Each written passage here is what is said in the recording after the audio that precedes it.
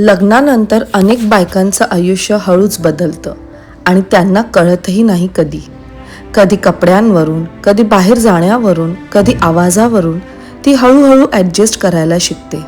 घर, मुलं, जबाबदाऱ्या ती सगळं सांभाळते. तरीही तिला ऐकावं लागतं, हेच तर तुझं काम आहे. आईचा आदर करणारे खूप पुरुष असतात, पण बायकोला तोच सन्मान देणं सगळ्यांना जमत नाही.